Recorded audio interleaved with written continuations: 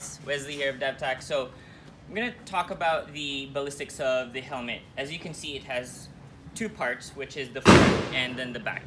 The front is because when you get shot, there's definitely going to be back face deformation, and it's much easier to actually access the face rather than having just the one-piece helmet. Sometimes the back face deformation could go up to about 36, and when you're pulling that out, it's going to be a lot more difficult to pull that out and could cause more injury.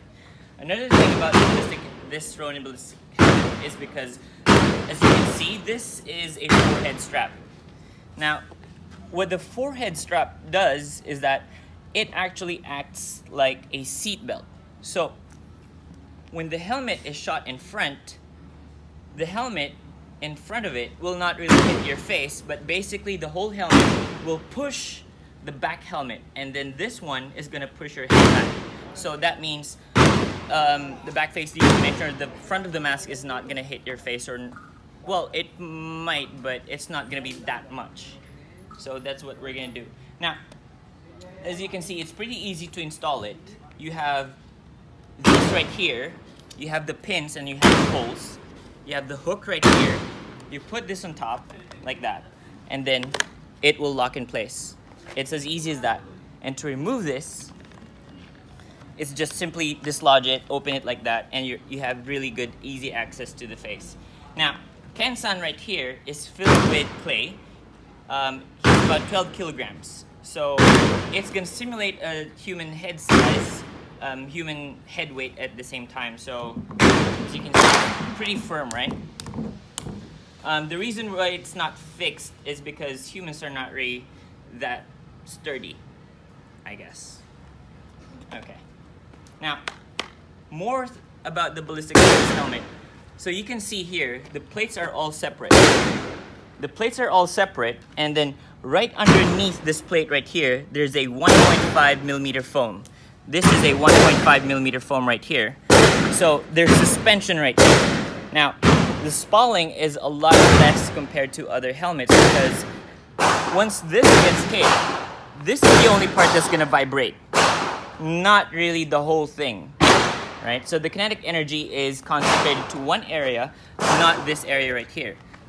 For other full ballistic helmets, if this gets hit, if it's a full piece, then the whole thing is basically vibrating, right?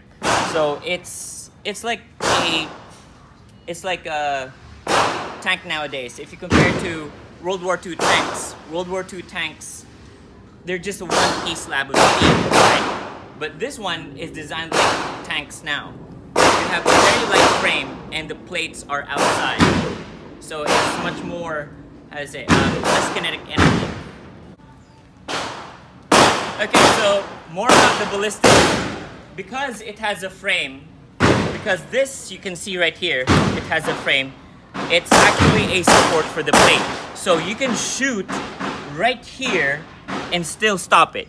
Compared to other ballistic helmets, it doesn't have a frame, so it doesn't have a support. This one right here, you can shoot almost about 10 millimeters and would still stop it. Okay, so I'm gonna go show you guys what this is about, shooting it with a 9 millimeter FMJ.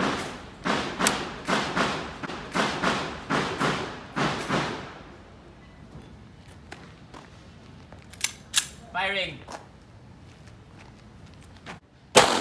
There you go. Well, so you see here, that's the plate. We shot it in the plate, and of course, it stopped. So we're gonna go open it up. Okay. So, because this frame is only 4 layers of Kevlar, this is only fragmentation, but you can see there's no penetration right behind it. So we shot this one with a 9 millimeter, no penetration. Okay.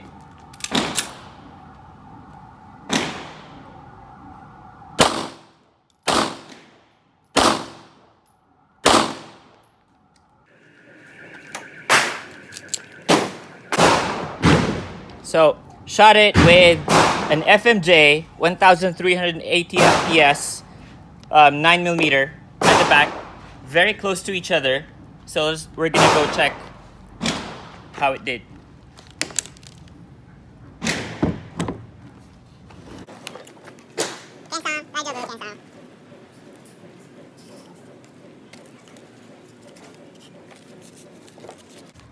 Moment of truth. Look at that. No penetration, nothing. Absolutely nothing. So, Kansan survived that one. Kansan survived. No penetration right here. Okay.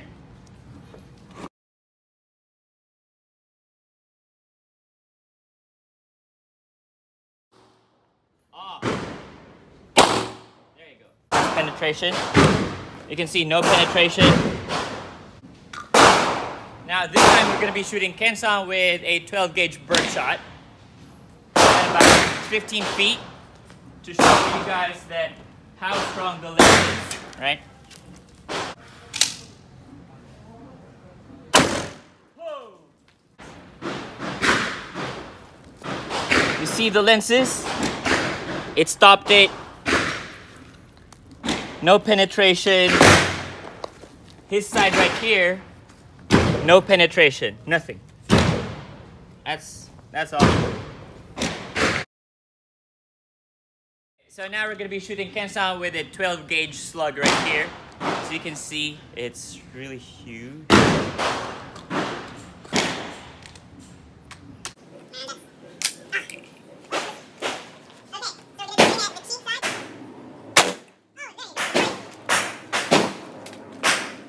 Okay,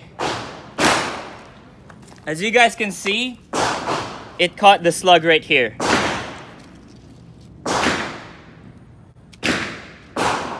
That's the slug. Well, it's obliterated. We're gonna try to shoot it here this time with a slug.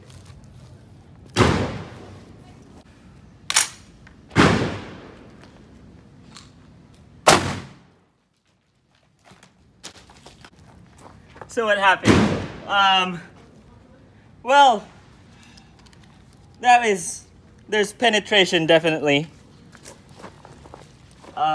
Actually, wait, which part is this? No, there's no penetration. The whole helmet stopped it, but of course, with that kind of back face deformation, I doubt you're gonna survive that. That is crazy. Here's what happened to the 12 gauge slug. This is the part of the mask right here. So this was sitting like this, and this where the 12 gauge slug stopped.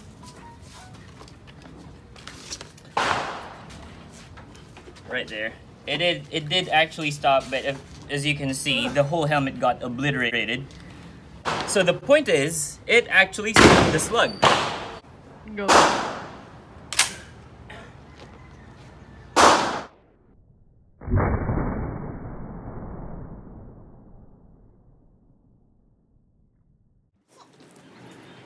Here's what happened with the 12 gauge slug. This is the part of the mask, and this is the plate right here.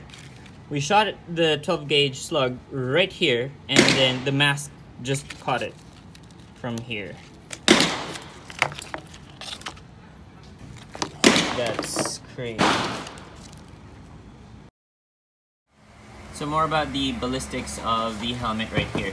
So this is the frame right here.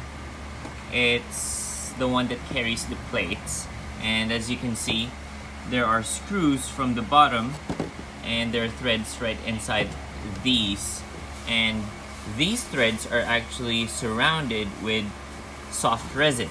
So what happens is that when the plate gets hit by a bullet, there would be vibration, there would be back face deformation, and then you see here, this is the rubber part right here, so it would dislodge this part.